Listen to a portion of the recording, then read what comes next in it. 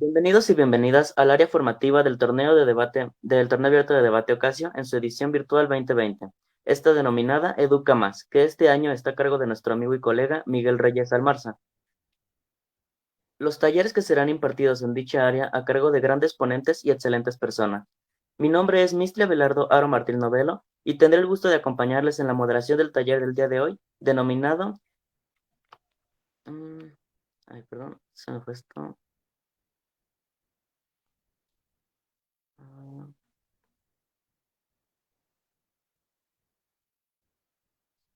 Ah, crítico. ¿Me pueden dar el nombre del taller, perdón? Debatir sobre temas controversiales y grupos oprimidos. Ajá, sí, está, perdón, se me perdió. Em, Argumentación nada más es a cargo de la ponente Eiden Viera Pardo. Entre su currículum vitae se encuentra que Eiden Viera Pardo es estudiante de licenciatura.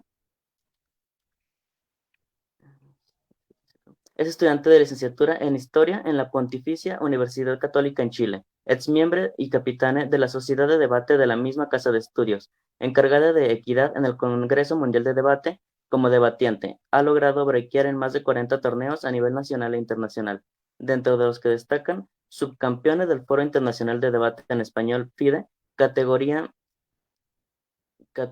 a equipos mixtos, subcampeones de la Liga Metropolitana Nacional, perdón, de debate en sus versiones desde 2016 hasta 2019, octofinalista se mude Córdoba 2016, cuarto finalista se mude Perú 2019, cuarto finalista Todi 2018, campeone y quinta mejor orador Todi 2019 sobre su participación en equipos académicos. Ha formado parte de cojefe de adjudicación en el encuentro de debate USM Concepción 2019, cojefe de adjudicación de TOETS 2.0 2019, cojefe de adjudicación de CID 2020, cojefe de adjudicación de Masters de la Copa Disidente 2020, equidad de torneo de debate mixto 2018, equidad de Campeonato Nacional de Perú CNDI 2020, equidad de CEMUDE 2020. En general, Aiden ha participado activamente en la creación de un círculo más inclusivo y respetuoso que permite a todos, independientemente de su historia personal, disfrutar de esta actividad a través de una serie de participantes que incluye la creación de torneos. Pertenecía a equipos académicos relacionados a talleres, entre otras cosas, y ha dedicado su carrera universitaria a estudiar temáticas asociadas a la discriminación e incluso de grupos oprimidos. Antes de comenzar con el taller, les explicaré un poco sobre la dinámica de nuestro ponente. Nuestro ponente tendrá una hora de charla y posteriormente abriremos un espacio de 30 minutos para responder preguntas y respuestas, mismas que podrán dejar en el chat de Google Meet. Las personas que estén dentro de la llamada y de igual forma en Facebook y YouTube también podrán hacer estas mismas preguntas. Las personas que nos acompañan por medio de dichas redes sociales. Sin más, cedo la voz a Aiden Viera. Hola a todos, muy feliz de estar aquí. Vamos a intentar aprovechar al máximo la hora. Y bueno, como ya les habían dicho anteriormente, mi taller se trata sobre debatir sobre temas controversiales y grupos oprimidos. Me parece que ya dieron mi currículum académico. Sin embargo, me parece importante que antes de presentarles el mapa del taller, conversemos un poco sobre de qué manera yo llegué a los conocimientos que les voy a compartir en este momento. Como verán, vamos a hablar básicamente de hoy. Me faltó un índice, pero es raza, religión, clase, sexualidad y discapacidades. Yo no pertenezco a todos los grupos minoritarios de los cuales vamos a hablar. Sí soy una persona racializada, tengo el pelo crespo, vengo de América, tengo ascendencia probablemente por mi pelo como afro totalmente y por supuesto también indígena propia de la región en la que vivo, Chile. Soy una persona pobre, de clase baja. Dentro del espectro de la sexualidad soy una persona disidente de género y disidente sexual, pero no tengo, por ejemplo, ninguna capacidad distinta que me ponga en una situación de discapacidad y tampoco pertenezco a ninguna religión en particular porque soy ateo. Lo que quiere decir que cuando yo hable de estos dos grupos, tanto capacidades distintas como el tema de la religión, lo voy a hacer desde el punto de vista de personas que me han ayudado a llegar a la información y por supuesto, espero que se entienda que yo no soy una autoridad en el tema porque yo no pertenezco a ninguno de estos grupos oprimidos y por lo tanto puedo caer en errores, puedo no saber algunas cosas y les pido por favor que tengan mucho ojo con eso. Partamos entonces el mapa del taller. Vamos a ver en primer lugar la división del taller va a ser súper sencilla. Vamos a ver en primer lugar el tema de la raza, definiciones básicas para otorgar, ¿cierto?, como un contexto general y tips para debatir y no caer en discriminación hacia estos grupos marginalizados y así lo mismo con cada otro grupo, clase, sexualidad y discapacidades. Entonces, si es que no existen preguntas respecto de esto, voy a proceder a hablar del primer grupo que es la raza. Hablemos un poco sobre el uso histórico que se le ha dado al concepto de raza. El concepto de raza nace a partir de un contexto sumamente racista, sumamente misógino, sumamente heteronormado. Tenemos que pensar que es un concepto que nace hace muchos años atrás y que fue utilizado de manera científica, ¿cierto?, para discriminar a ciertas personas en base a sus características. Entonces, al final, cuando hablamos de raza, hablamos de las diferencias visuales que existen entre las personas respecto de sus rasgos físicos característicos, tipo de pelo, color de ojos, pero sobre todo el color de piel, ¿cierto? Y algunos rasgos que son como muy característicos de ciertos grupos de personas como el ancho de los labios, la forma de la nariz, el color de los ojos y el tipo de pelo que puede ser liso, ondulado, crespo o chinitos o como les digan en su país, ¿cierto? Pero con rulos me refiero a esto que tengo yo en la cabeza, que es así. Entonces, históricamente se ocupa el concepto de la raza en la ciencia para calificar a las personas de manera jerárquica dentro de la sociedad. ¿A qué nos referimos con esto? La ciencia, en tiempos pasados, utilizó este concepto para decir que la gente blanca estaba en una categoría superior a asiáticos, gente de África, ¿cierto?, que tienen por lo general tez negra por la melanina en su piel, y la gente que provenía de América. Esto en base a las características físicas que tienen. En base a estas concepciones de raza, se crearon un montón de ramas científicas que se encargaban de estudiar, ¿cierto?, como las diferencias supuestamente no tan solo físicas que existían, sino que aparejándolas también con diferencias cognitivas. ¿A qué vamos con esto? Que claramente, espero que no hayan estado bajo una roca durante toda su vida, existían anteriormente creencias respecto de que la gente blanca era intelectualmente superior a la gente que provenía de cualquiera de estos otros continentes o espacios geográficos de los cuales ya hablamos, ya sea África, América, Asia o cualquier otro lugar que no tuviera gente blanca solamente. Y respecto de eso, por supuesto, se empezó a generar una jerarquía social en la cual se establecían castas o estamentos de los cuales era imposible salir porque estábamos determinados a estar en esos lugares sociales dependiendo de nuestro físico, cosas que, por supuesto, antes era mucho más difícil cambiar. Ahora con la tecnología existente podemos alisarnos el pelo, hacernos tratamientos de blanqueamiento de piel, pero en esos tiempos era una cosa que no se podía hacer, entonces era una cosa de suerte. Entonces, finalmente, lo que entendemos como la raza es un concepto que nace a partir de la sociedad, es un constructo social que se utiliza en las ciencias para justificar una supuesta jerarquía dependiendo de las características físicas que tenemos.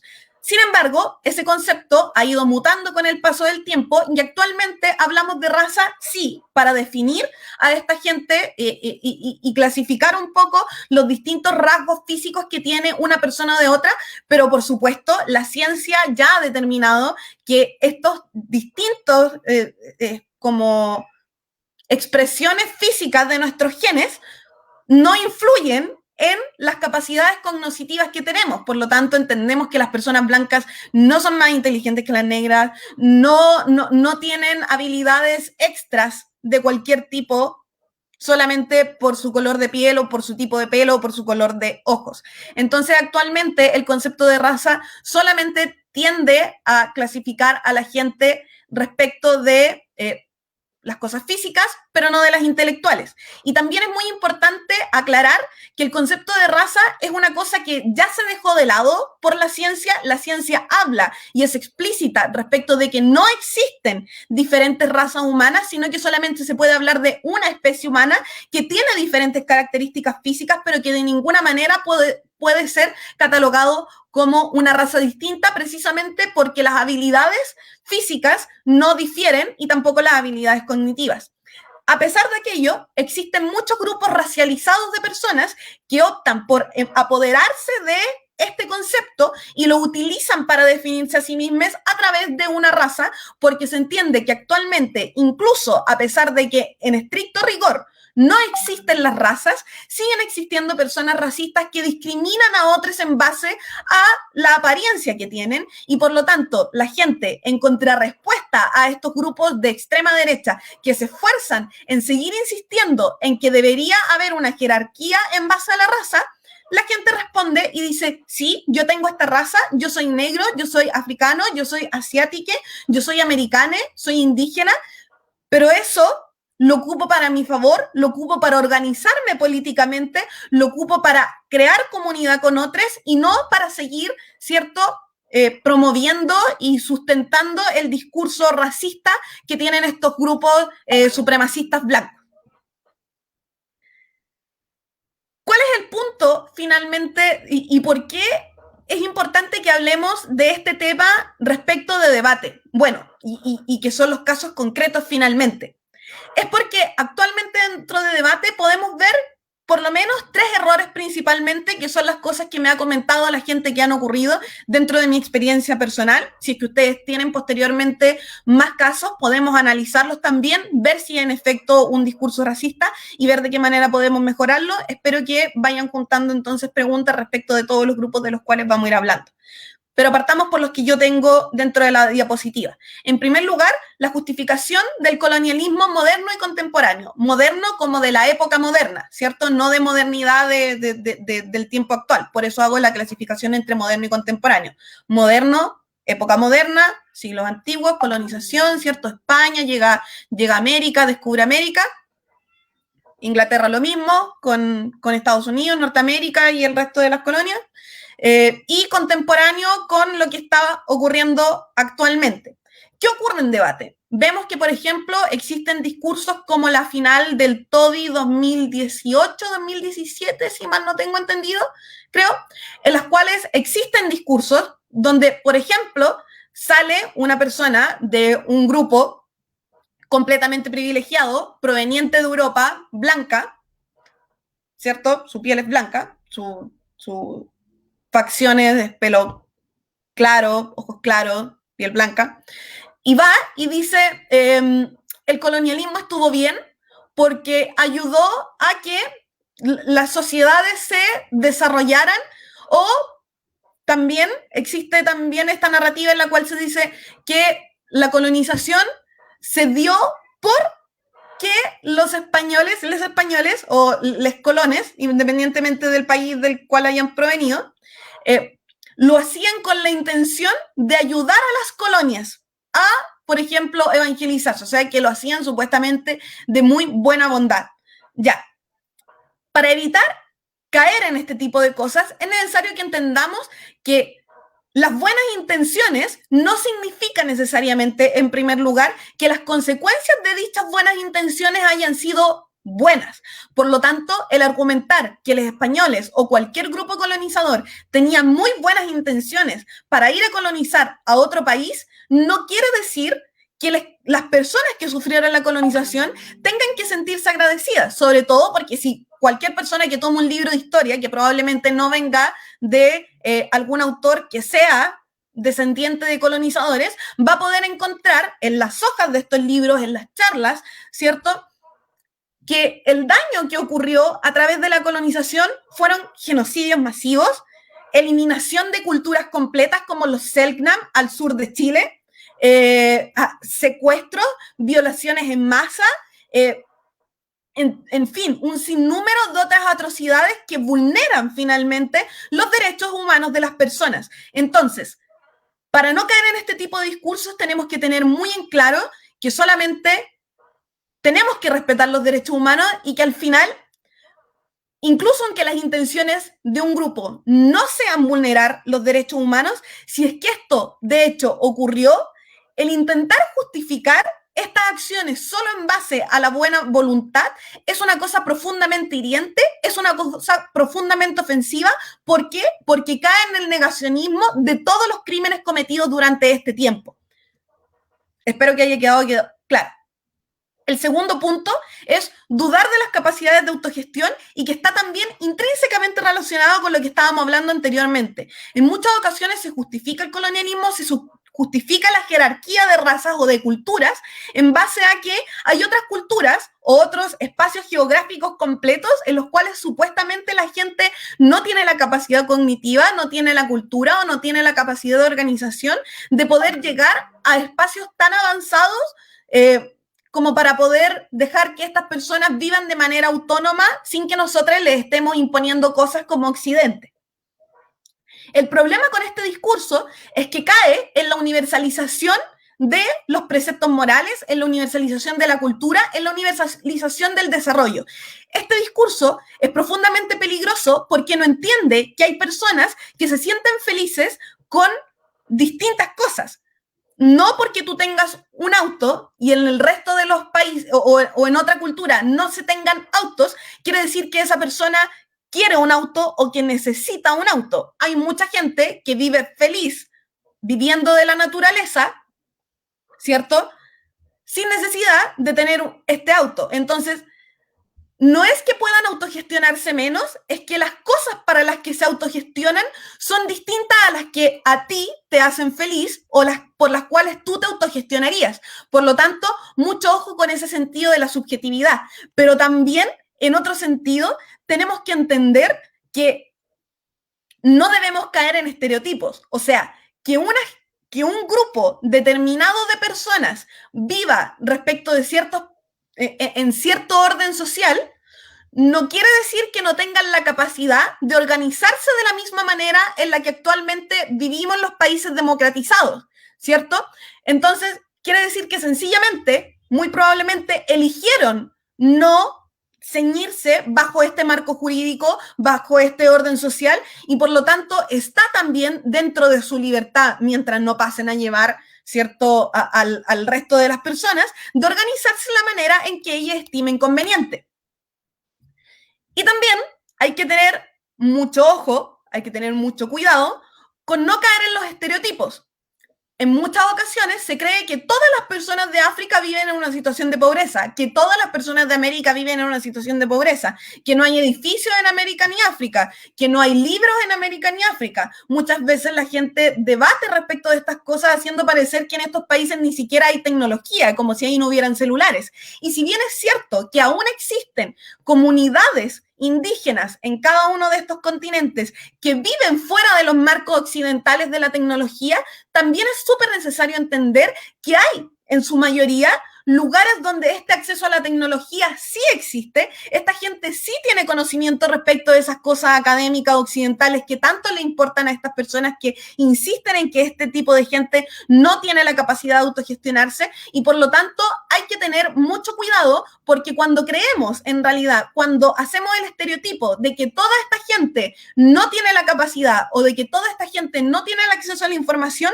probablemente estamos cayendo en un error. Y el último punto es echar a la gente de tu país. Claramente hay una cosa que se llama derechos humanos. El derecho, dentro de la Carta de Derechos Humanos, se considera el derecho a la integridad física, a la integridad psicoemocional, el derecho a poder moverme a otro espacio donde yo me sienta más segura. Y por lo tanto, cuando dentro de debate hacemos discursos en los cuales decimos que la gente migrante que viene a nuestro país tiene que irse porque están pidiendo muchos derechos, en realidad eso es en sí mismo un discurso de odio, porque la gente que migra no migra por gusto.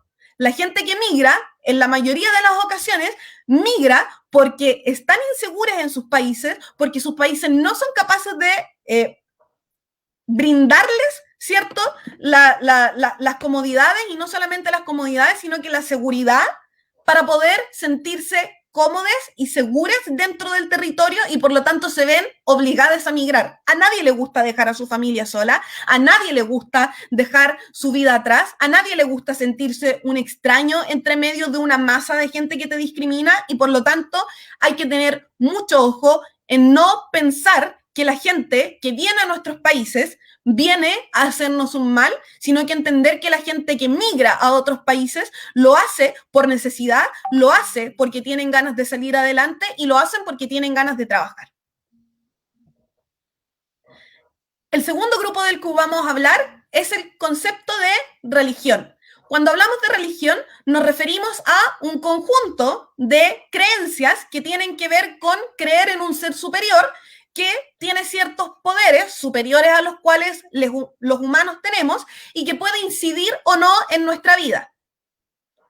Y estas creencias, por lo general, están compartidas por otros grupos de personas que también tienen las mismas creencias, los mismos rituales y las mismas costumbres que yo. Y a aquello llamamos religión. Existen religiones occidentales, como las que creemos, en las que creemos la mayoría de las personas que habitan Occidente, que son las cristianas, como el judaísmo, el cristianismo, la gente evangélica, y también existen otras religiones ya no occidentales, sino que indígenas o asiáticas, como el budismo, el chamanismo, el panteísmo, etcétera, etcétera.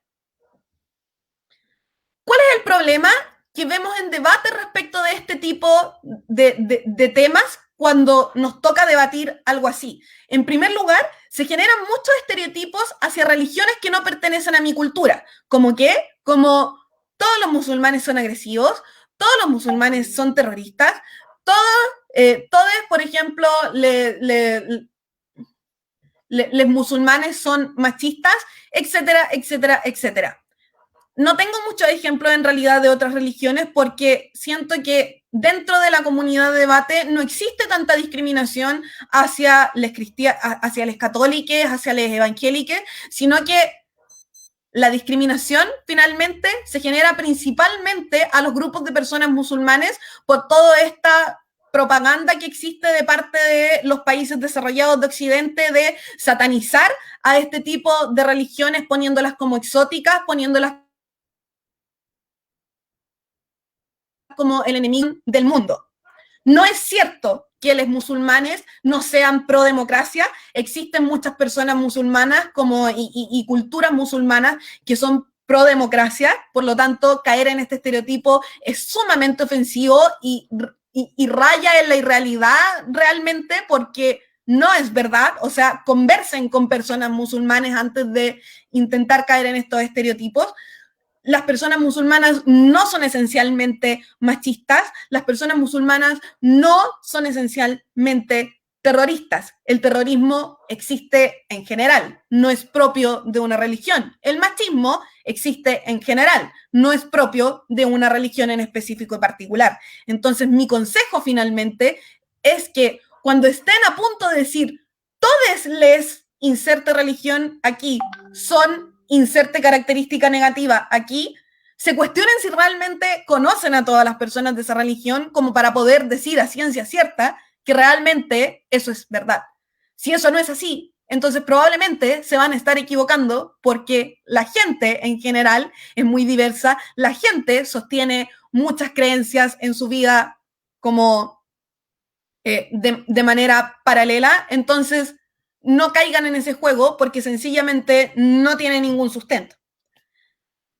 Lo segundo es descalificaciones entre creyentes. Y es que finalmente cuando estamos en debate podemos ver que incluso personas que pertenecen a una religión atacan a otra religión tildándola de machista, clasista o lo que sea. Bueno, nuevamente, probablemente tú que perteneces a una religión hayas vivido algún tipo de discriminación si es que no perteneces a la religión hegemónica de tu zona geográfica o de tu grupo de amigues. Piensa en cómo te sentirías tú si es que dijeran exactamente lo mismo de tu religión. Probablemente te sentirías mal y probablemente sabrías que es mentira. Entonces, ¿por qué se lo dirías a otras personas? Como eso no tiene sentido, entonces no replique ese tipo de discurso. La tercera cosa es las descalificaciones de creyentes hacia ateos. Y esto también es súper importante porque existen muchos estereotipos y muchas mitificaciones respecto de lo que implica no tener una religión y no creer en Dios.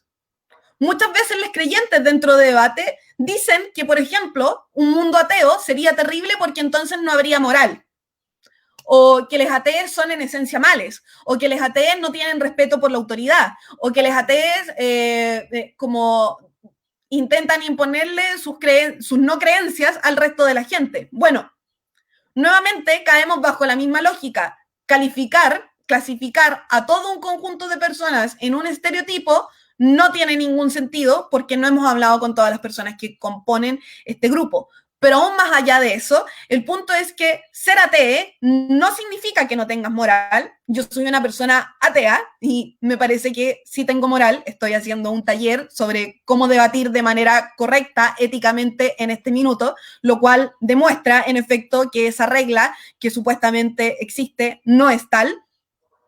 Que los ateos intentan imponerlo, bueno, existen, sí, de hecho, grupos que intentan hacerlo, pero de la misma manera en que existen grupos respecto de cualquier creencia que son extremistas y que intentan hacer este tipo de cosas de obligar a la gente a que crea en alguna cosa o en otra. Por lo tanto, también existen grupos religiosos que hacen este tipo de cosas y de hecho lo que podemos ver en la historia es que más que ateos obligándote a no creer en Dios, son los estados, son las iglesias las que obligan a la gente a creer en un Dios determinado.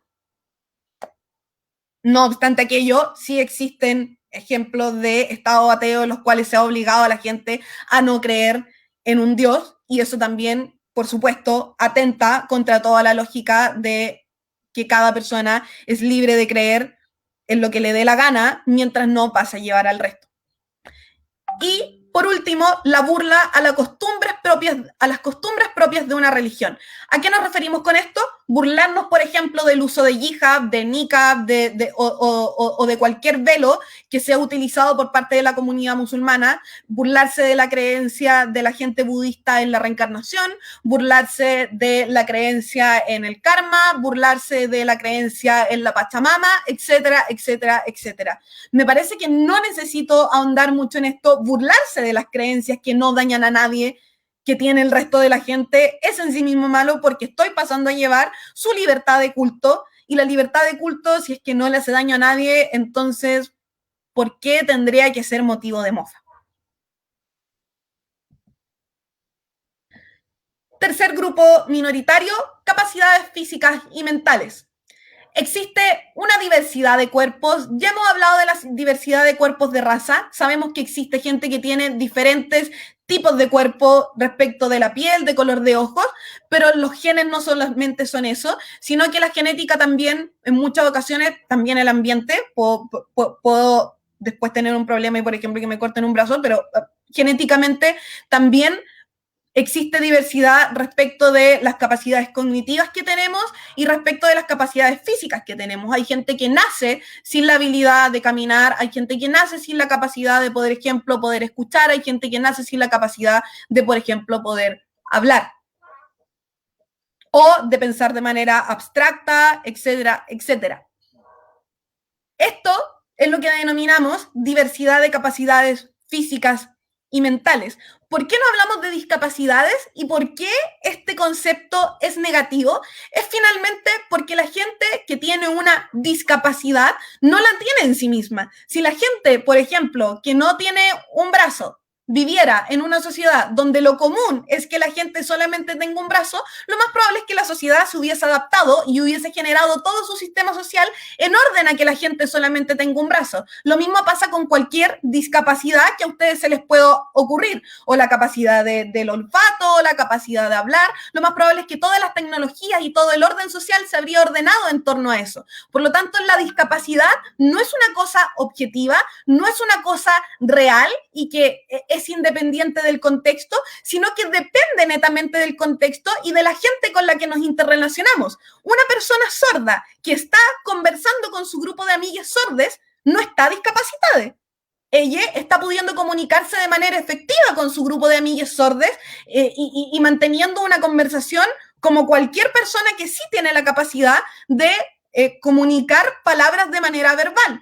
Cuando se encuentra en una situación de discapacidad, cuando sale de estos grupos en los cuales la gente, por ejemplo, habla lengua de señas y se va a un grupo en el cual la gente no tiene conocimiento respecto de eso. Es ahí cuando se determina la discapacidad. Cuando los grupos de personas con los cuales interactúa esta persona que tiene capacidades distintas va a interactuar con un grupo de gente que no está capacitada para poder entender su contexto, entender su forma de comunicarse o entender sus necesidades. Es ahí cuando se genera la discapacidad y podríamos también aplicarlo a la inversa. Tú tienes una discapacidad de no saber hablar lengua de señas.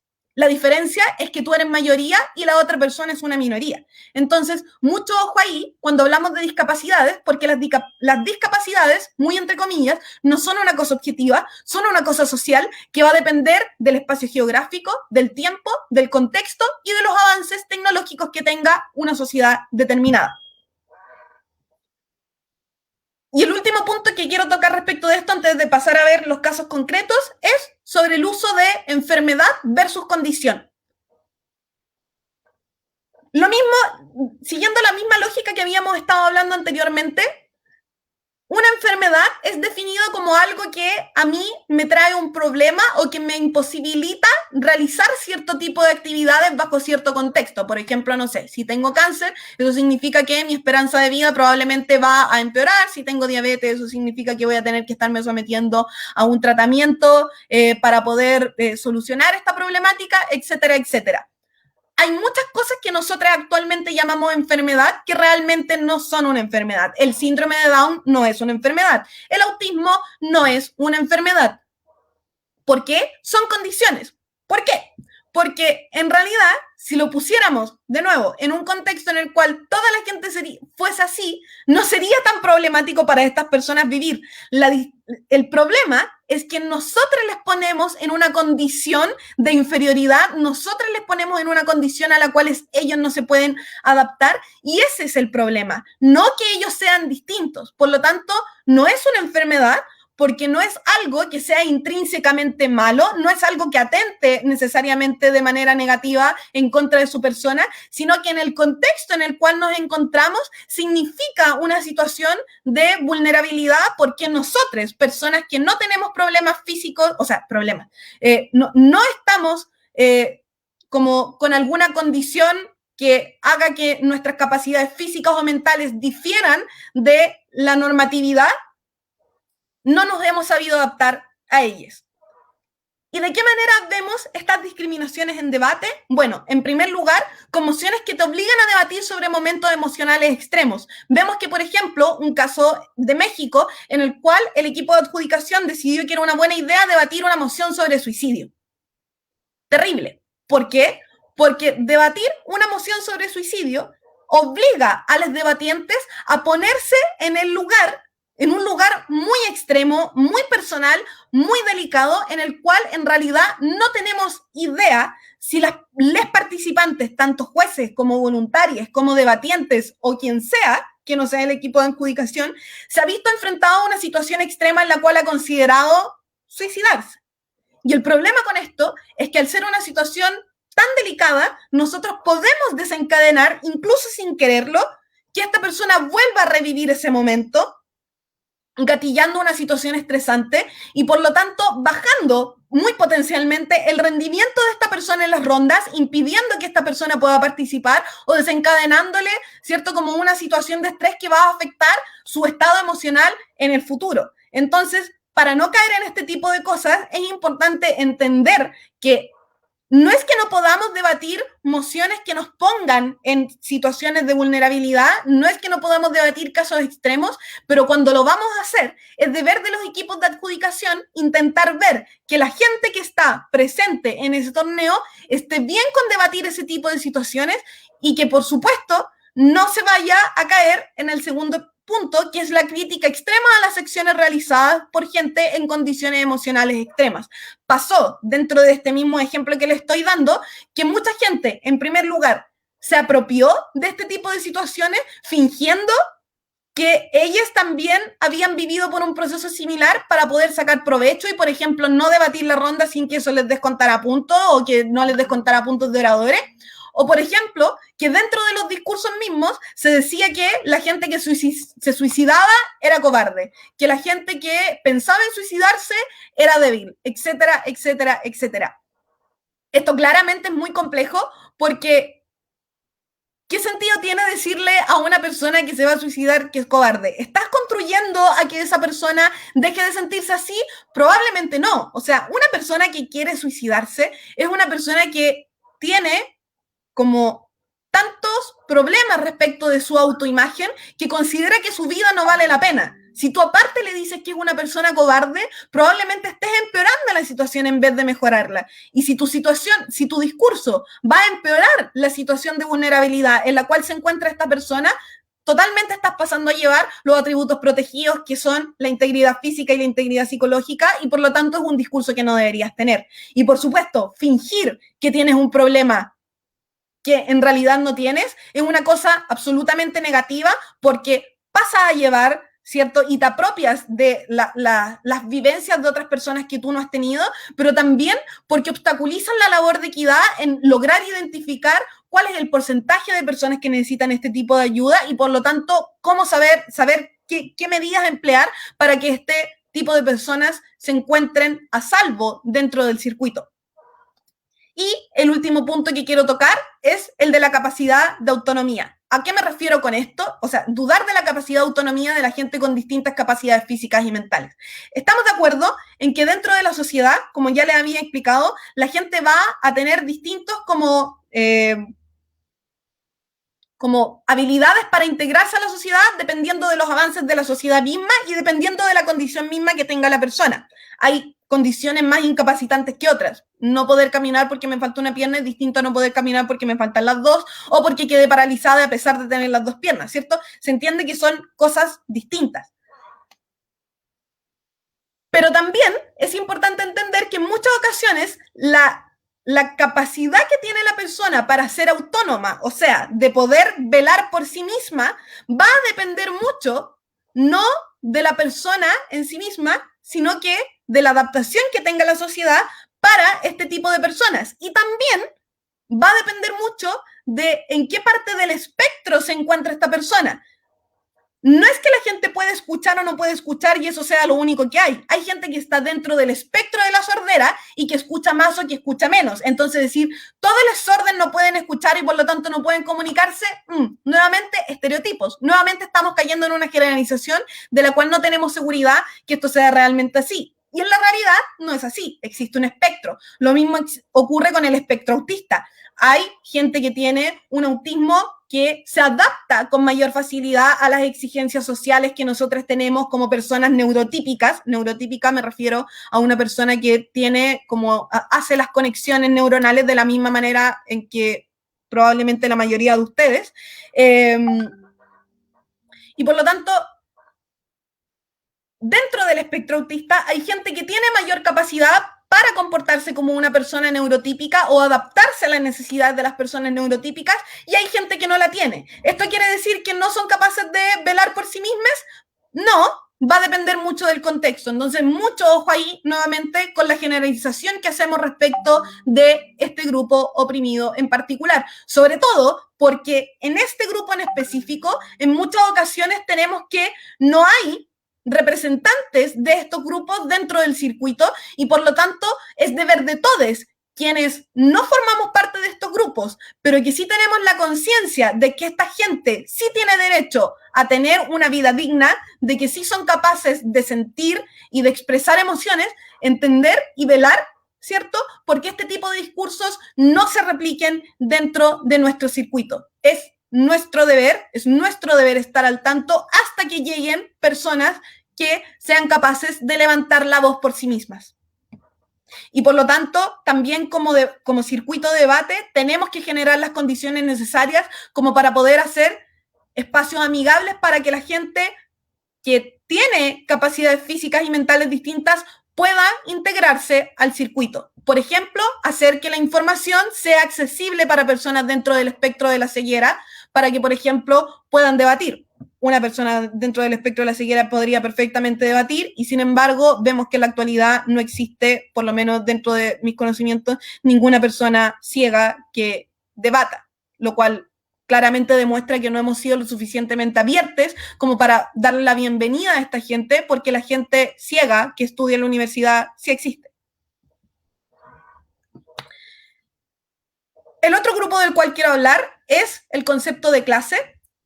El uso histórico que se le ha dado a esta palabra, por supuesto, viene utilizado principalmente desde la escuela marxista, en la cual Marx habla de esta lucha de clases, ¿cierto? En la cual existe una clase que es más alta y que tiene en su poder como las fábricas y en general todo el dinero y cualquier cosa que pueda darme poder, y las clases bajas, que son quienes son la mano de obra y que producen los productos y que se encuentran en una situación de vulnerabilidad.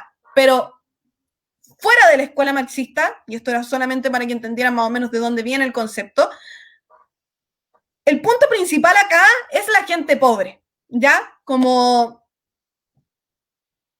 cuando la gente debate sobre personas pobres, usualmente tenemos que entender que el concepto dentro de debate se usa en lo relacionado a lo material, ¿cierto?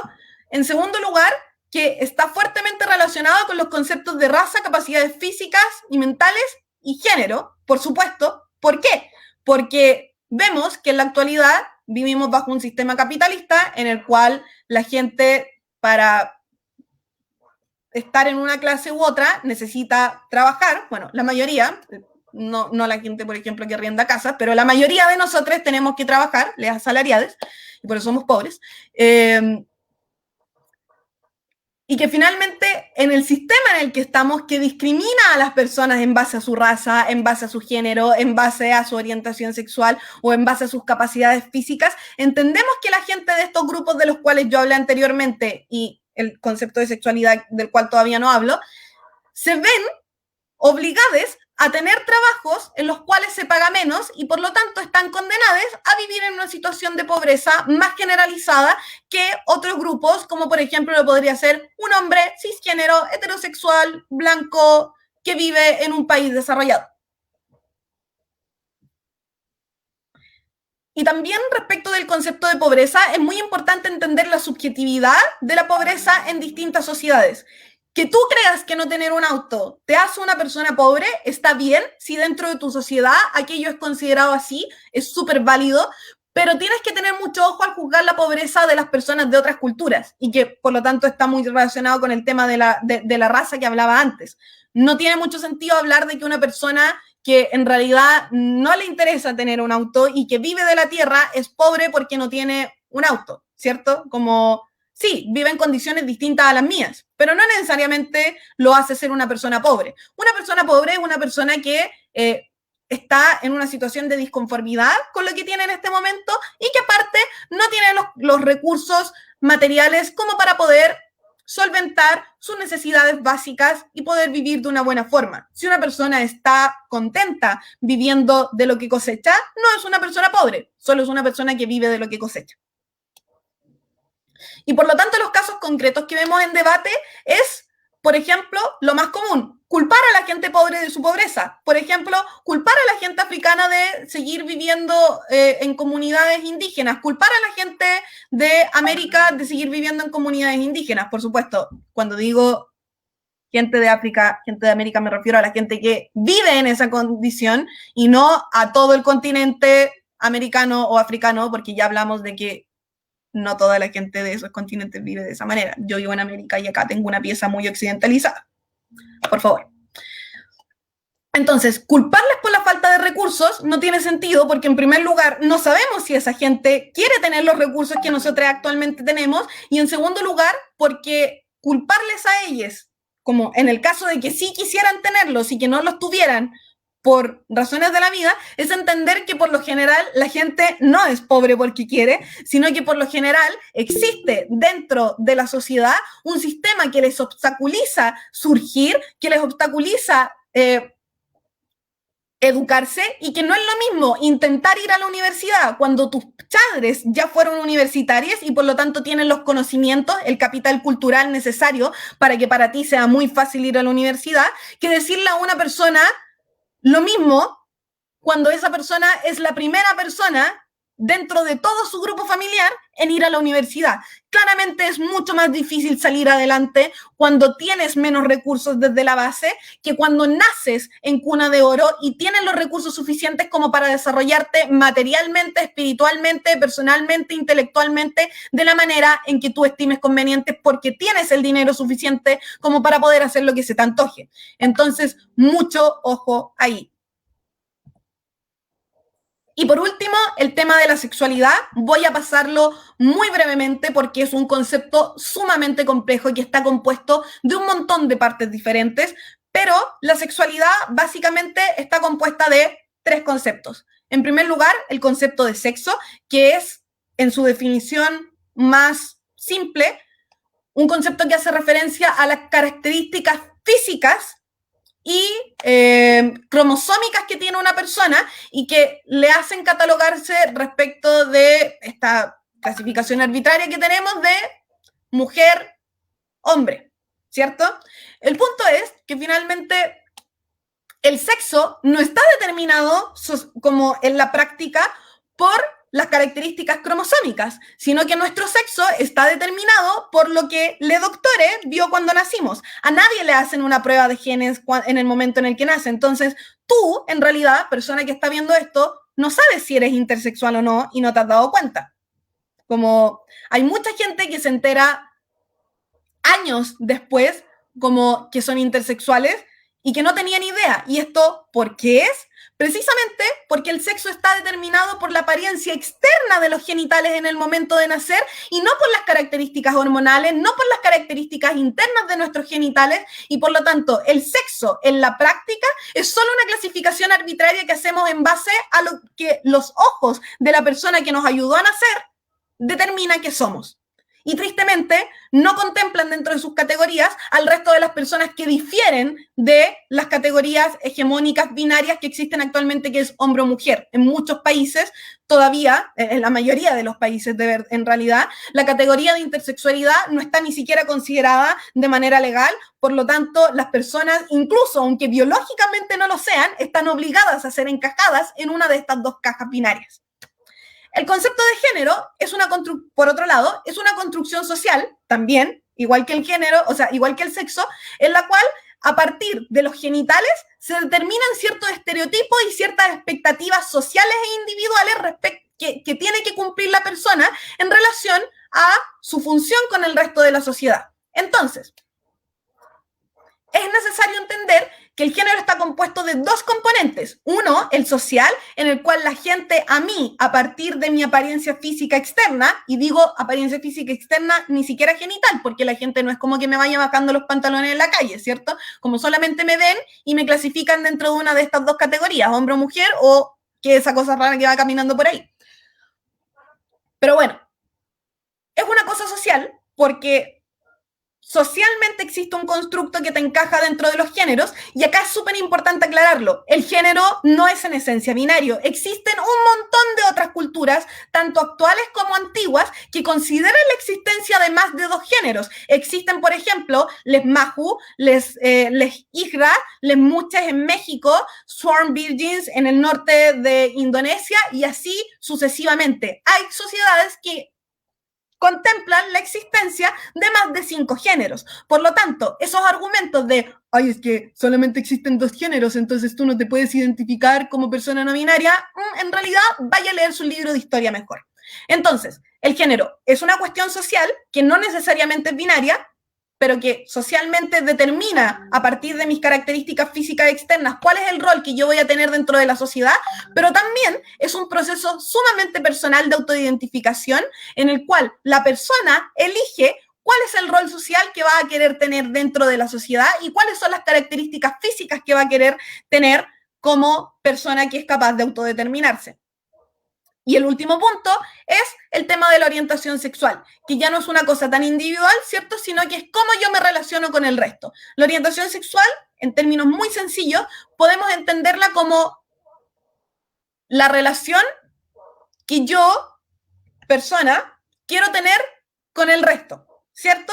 Entonces, yo puedo tener una orientación sexual que no incluya a las mujeres, o que no incluya a los hombres, o que no incluya a las personas intersexuales, etc. La orientación sexual no está determinada solamente por el sexo. Hay personas que definen su orientación sexual en base a el género de la otra persona y no en base a los genitales. Hay gente que sí le da prioridad como primera a los genitales, y eso va a depender en realidad de la experiencia personal y del proceso de identificación que tenga cada persona. Ejemplos de etiquetas de orientación sexual: heterosexual, homosexual, pansexual, bisexual, omnisexual, etcétera, etcétera. Y también es muy importante recordar que no todo el mundo siente atracción sexual. Existen las personas asexuales, eso no es una enfermedad, no es una condición, no es nada, solo es que la capacidad de sentir atracción sexual está determinada por las hormonas, y como ya hemos dicho, existen una infinidad de cuerpos distintos que reaccionan químicamente distinto a los diferentes estímulos, y por lo tanto es demasiado razonable que existan personas que no reaccionan químicamente de la misma manera a los estímulos sexuales de la manera en que lo hace la mayoría de las personas que habitamos este planeta. Por lo tanto, mucho ojo ahí, la gente asexual existe, la gente asexual es válida. Y ahora, casos concretos en los cuales vemos que se pasa a llevar a la gente por su sexualidad: el cientificismo básico y arcaico. No, es que la biología dice que solo hay dos sexos, hombre y mujer. No. Y antes de que me vengan a decir como, ay, pero es que la gente intersexual es una mutación. Sí, es una mutación tan importante como los pelirrojos. Los pelirrojos son el 1% de la población, la gente intersexual es el 1% de la población. Y no me va a decir entonces que la palabra pelirrojo no debería existir porque es solamente el 1% de la población, porque sí, adivina, el 1% de la población es lo suficientemente importante estadísticamente como para que les podamos hacer una categoría aparte de clasificarlos como rubios o pelinegros. Entonces, si eso existe en el pelo, ¿por qué no existiría con algo tan importante como la secreción de hormonas, la capacidad, cierto, reproductiva o no, etcétera, etcétera? Por lo tanto, sí, son una mutación, pero el hecho de que sean una mutación no quiere decir necesariamente que no deban ser considerados, porque todo, en efecto, todo cambio que exista respecto de los humanos que escape de la norma es una mutación, y eso no quiere decir que no deban ser considerados, porque así funciona la evolución. Vamos cambiando y las mutaciones, por supuesto, que deben ser consideradas dentro de la ciencia y dentro de, sobre todo, de las ciencias sociales, porque, y acá vamos a las ciencias sociales, ¿vamos a excluir de nuestros estudios de ciencias sociales al 1% de la población solamente porque no son la mayoría? O sea, no. Totalmente no. No tendría ningún sentido dejar fuera de los estudios sociales a la gente solamente porque son menos. Las ciencias sociales históricamente han tomado en consideración a estos grupos que son más chicos, porque claramente un análisis que intenta ser lo más preciso posible, ya sea de ciencias sociales o de ciencias naturales, mientras más específico, mientras más detalles tome en consideración, mejor va a ser. Por lo tanto, es un argumento que no tiene sentido. El hecho de decir es que son una mutación. El segundo punto son los estereotipos respecto de la naturaleza de los sexos. Las mujeres son por naturaleza sumisas. Los hombres son por naturaleza agresivos. La gente intersexual, no sé qué. Y también podemos mezclarlos con otros conceptos como raza, que son casos que me mandaron, de hecho. Las mujeres de América son naturalmente sumisas y caminan detrás de los hombres. Uf, ya. No sé por qué tenemos que estar discutiendo este tipo de cosas todavía, pero a ver, conversémoslo. No existe esta naturaleza a ser más sumise dependiendo de la región geográfica en la que estás. No, las hormonas no te hacen ser una persona más sumisa o menos sumisa. La testosterona está presente en todos los cuerpos, solo que en mayor o menor medida, dependiendo del tipo de corporalidad que tú tengas, o si tienes ovarios poliquísticos o no. Les recomiendo investigar ovarios poliquísticos si es que no saben lo que es. Los estrógenos lo mismo. Entonces, sí, existen diferencias hormonales y las hormonas sí ayudan a que sintamos algunas emociones o que tengamos ciertos instintos más desarrollados que otros, pero eso no quiere decir que la genética y las hormonas lo sean todo. ¿Por qué? Porque científicamente está demostrado que todas las cosas que son biológicas pueden ser modificadas a través de las externalidades de la naturaleza. Tú, probablemente persona que está viendo esto, biológicamente y genéticamente tienes 2 brazos y te crecieron los brazos, pero si yo voy y te corto el brazo, ya no vas a tener 2 brazos y da lo mismo que tus genes digan que en inicio tenías que tener 2 brazos. Pasa lo mismo con el resto de las cosas.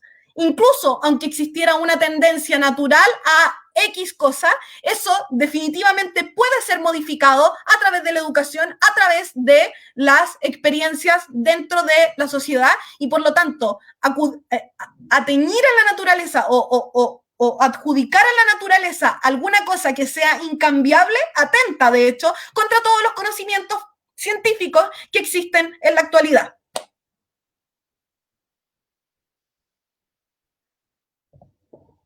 Por lo tanto, conclusiones, ya para ir terminando. En primer lugar, los estereotipos son una vía segura al error. ¿Por qué? Porque no conocemos a todas las personas de ese grupo, como ya había dicho, por lo tanto, estereotipar no tiene ningún sentido. En segundo lugar, tenemos que hacer una revisión de fuentes actualizadas y de organizaciones confiables.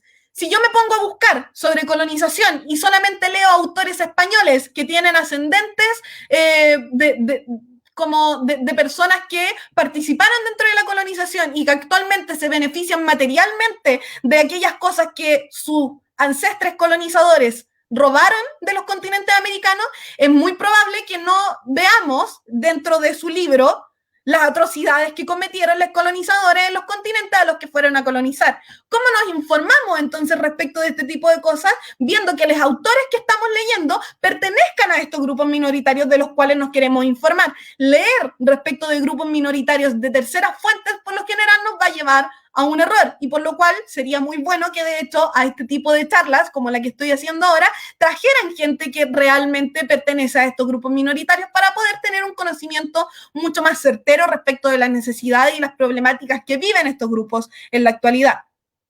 Por lo tanto, revisen sus fuentes. Y por supuesto, infórmense de cosas que sean actuales. O sea, si van a leer un libro de 1900 respecto de la colonización, lo más probable es que incluso aunque lean autores americanos, vayan a tener como tendencias racistas porque el tiempo pasado claramente fue peor. En tercer lugar, el entendimiento de la subjetividad, aplicado a las personas y a las sociedades y aplicado a la ciencia y la investigación. A las personas y a las sociedades porque, como ya habíamos dicho, no todas las personas son felices a través de los mismos métodos, no todas las personas tienen las mismas necesidades, no todas las personas tienen las mismas condiciones, eso es respetable. El único punto en el que es problemático que una persona tenga distintas condiciones materiales es cuando la persona está en una situación de infelicidad en las condiciones materiales en las que está. Y aplicado a la ciencia e investigaciones es finalmente entender que la ciencia es una herramienta que es interpretativa de la realidad y que en ningún caso determina los hechos como objetivos que existen, porque si no la ciencia no avanzaría. Y como vemos, cada vez la ciencia descubre más cosas, por lo tanto no llega a conclusiones objetivas. Anteriormente creíamos que las razas sí tenían una determinación en las capacidades cognitivas de la gente y lo que ha demostrado todo el resto de los estudios que hemos hecho contemporáneamente es que eso no podría ser más falso. El respeto por los atributos protegidos, por supuesto. Les voy a leer los atributos protegidos que por lo menos manejamos dentro del reglamento de SEMUE. Es raza, color, ascendencia, nacionalidad, ciudad de procedencia, origen étnico o etnorreligioso, sexo, orientación sexual, que incluye, pero no limitada, a sexualidad, bisexualidad, pansexualidad, heterosexualidad, homosexualidad. Identidad o expresión de género, en relación a la forma en que un individuo expresa o presenta su género o falta de este a partir de su apariencia, costumbre u otra expresión, entendiendo que la identidad de género puede ser otra, aparte de femenino o masculina, lo que ya habíamos estado hablando anteriormente, que existen culturas que consideran más de 2 géneros, afiliaciones políticas, creencias o ideologías, en caso de que estas afiliaciones, creencias o ideologías no pasen a llevar los atributos protegidos. Por supuesto, no vamos a tolerar un discurso fascista que esté diciendo que las personas de, no sé, América son inferiores a las personas de España, como ejemplo. Eso no es un atributo protegido, no vamos a proteger ese tipo de discursos. Afiliación religiosa, creencia o puntos de vista, nuevamente lo mismo. Estatus socioeconómico, discapacidades, diferencias de capacidades que incluyen, pero no se limita a discapacidades pasadas, presentes, futuras, predisposiciones genéticas frente a discapacidades o comportamientos que son una manifestación de las mismas, enfermedades de cualquier tipo, prácticas sexuales o experiencias, por ejemplo, parejas anteriores o la falta de ellas, o experiencias de violencia sexual, embarazo o experiencias personales de aborto, habilidad de debatir, edad o grupo de edades, institución a la cual se pertenece.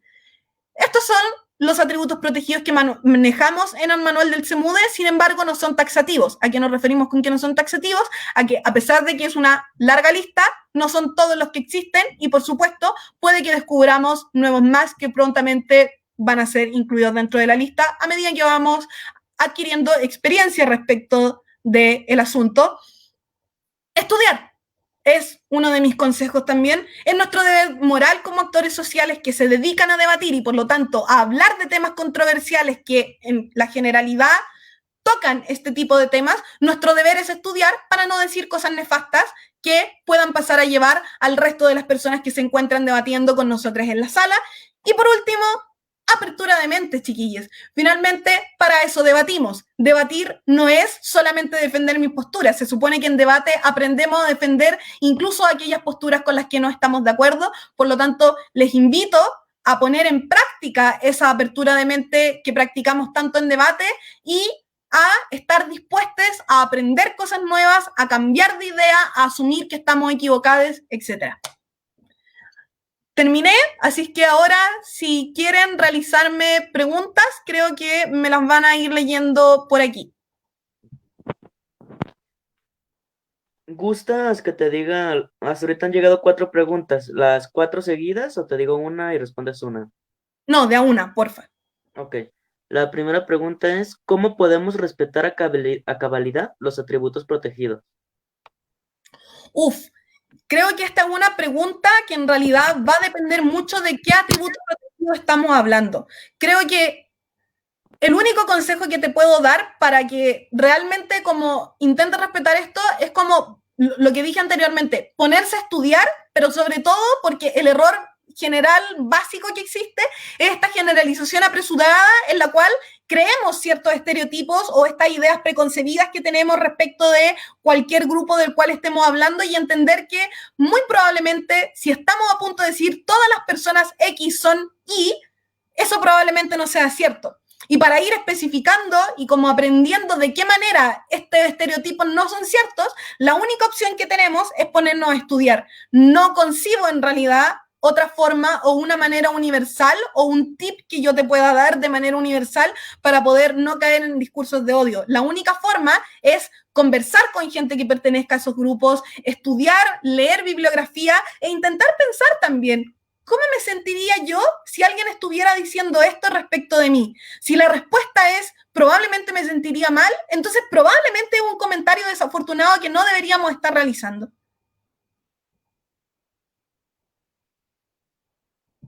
La siguiente pregunta es, ¿cómo enseñar a las personas, estudiantes de colegio, sobre los conceptos hoy vistos en el taller?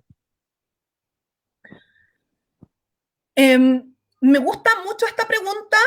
Yo personalmente hago clases en la básica.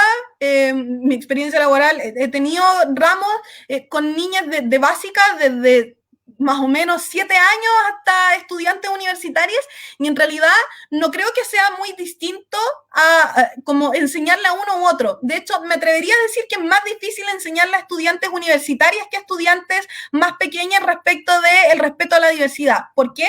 Porque las niñas tienen todos estos estereotipos mucho menos arraigados dentro de sus cabezas que lo que podría tenerlos una persona más vieja. Entonces, mi consejo en realidad para enseñar estos conceptos a niñas es, en primer lugar, usar palabras simples, usar imágenes que les llamen la atención, ser muy gráficas respecto de todo. Por ejemplo, yo en mis clases a niñas no pasaría un PowerPoint tan fome como este, sino que pondría un PowerPoint que tenga, por ejemplo, ejemplos gráficos de personas con distintos tonos de piel, ejemplos gráficos de personas como de cómo se ven su apariencia dependiendo de las capacidades que tienen, diferencias como que sean visuales o diferencias auditivas. Intentaría como otorgarle algunos de esos tipos de recursos como aparte de la mera exposición de las palabras que uno puede hacer, y siento que por lo menos hasta el momento eso me ha funcionado bastante bien para que las niñas entiendan conceptos básicos de respeto. Y por supuesto tiene que ser una cosa progresiva, como la utilización de un lenguaje simple es totalmente clave, pero también lo es generar espacios donde en la sala de clases puedan convivir con niñas que pertenezcan a estos grupos. O sea, es mucho más difícil enseñarle a un niño que no sea racista cuando estamos en una sala con puras niñitas blanques que hacerlo en una sala donde el compañerito que está sentado al lado de ella es negro. Como las niñas van aprendiendo mucho así también, como interrelacionándose con la gente, porque al final los estereotipos son mentiras. Entonces, la mejor clave, la mejor solución para que la gente deje de discriminar es hablar con gente que pertenezca a estos grupos minoritarios y a través de la experiencia ir como liberando su mente de estas cadenas sociales que le hemos impuesto por tanto tiempo a las personas. La siguiente pregunta es, ¿cómo abordar en un debate atributos políticos como lo son el fascismo, socialismo, chavismo, etcétera? Ya, yo no sé si esa pregunta tiene tanto que ver con el taller, pero entiendo que es un tema controversial. Ya.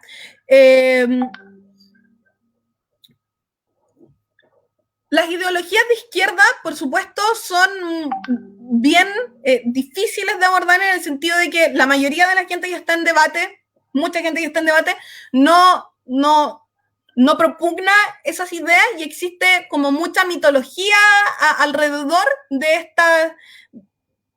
estas ideologías, ¿cierto? Entonces, mi consejo en realidad es que nuevamente nos hagamos la pregunta como, a ver, primero, leámonos el manifiesto comunista, como en el manifiesto comunista dice que hay que matar a todas las personas, no. Entonces, ¿el comunismo es en esencia una ideología genocida? Probablemente no.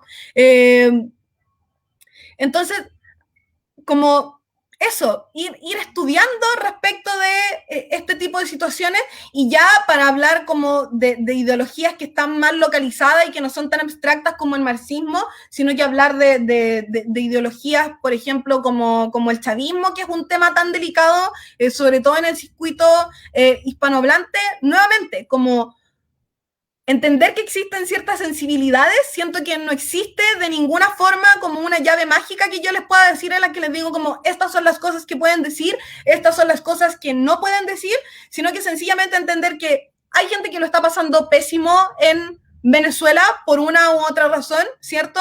Como existe represión, como y entender que la gente que vive en estos países tiene que tener voz independientemente de su ideología, pero también entender que merecen derechos humanos. Entonces, ir y decir como toda la gente que cree en esta ideología debería morirse, ya estamos hablando como de un tema, o sea, ya estamos cayendo en un error. Decir, por ejemplo, la gente de Venezuela está alegando que no tienen para comer, es una forma muy distinta de decirlo. ¿Se entiende? Porque finalmente no estamos negando los discursos que tienen estas personas, y tampoco estamos negando los de las otras personas. Entonces, para hablar de estos temas, tenemos que ponernos a estudiar, intentar conversar con gente que pertenezca a estos países y a escucharles, como finalmente ellos son los que tienen la última palabra, y yo definitivamente que soy una persona que no vive en Venezuela, yo no vivo en un país chavista, yo vivo en un país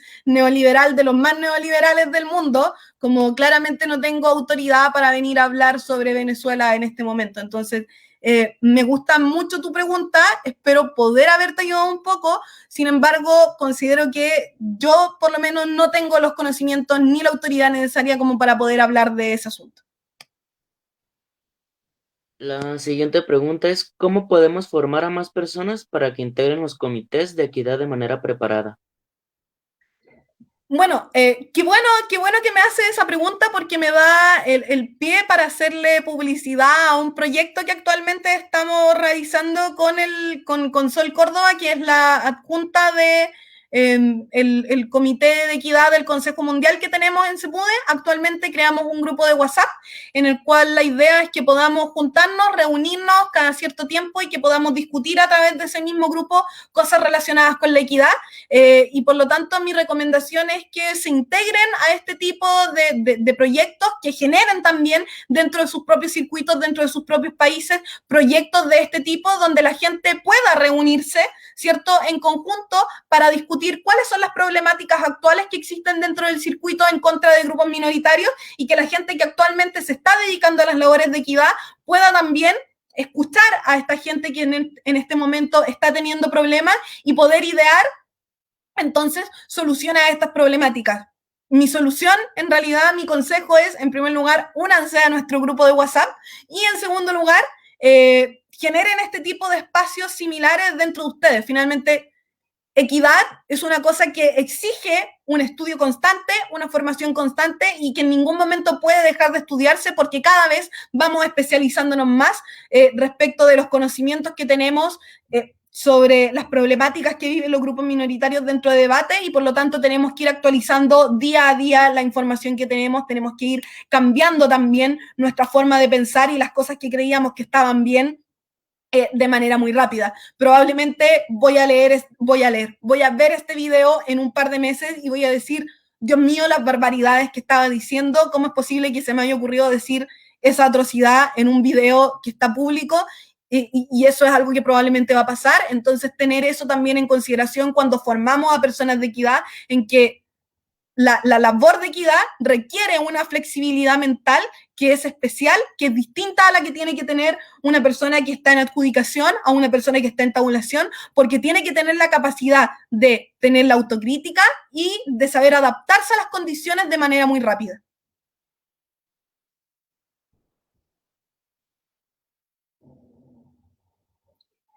Creo que la persona que me estaba leyendo las preguntas se fue del chat, o sea, de la llamada.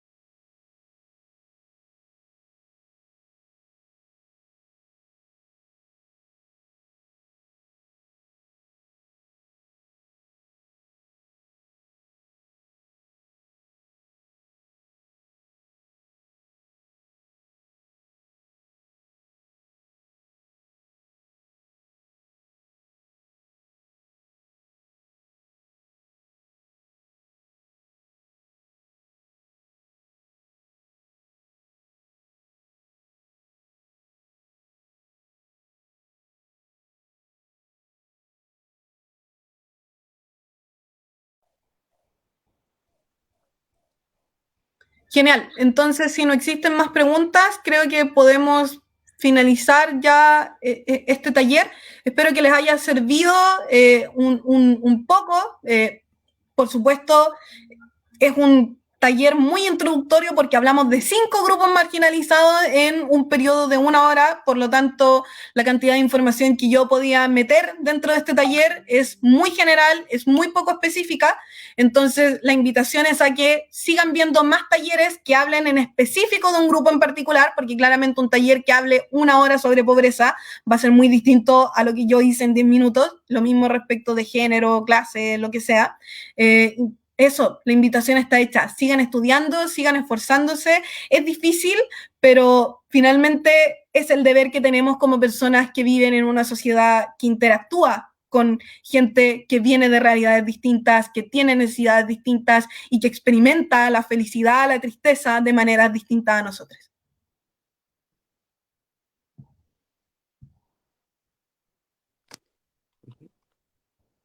Ya está. Muchas gracias a todas las personas que nos acompañaron el día de hoy. Les esperamos en nuestro próximo taller. Estará titulado como Técnicas avanzadas para el debate en MVP. Este será por Benjamín Viguera. Y de igual forma los invitamos a inscribirse al torneo abierto de debate Ocasio Baltado, que se llevará a cabo del 24 al 27 de septiembre por medio de la plataforma Discord. Pueden encontrar toda esta información a través de nuestras redes sociales en Facebook e Instagram. Y no olviden que ser debatiente es un estilo de vida. Sería todo. Chao a todos.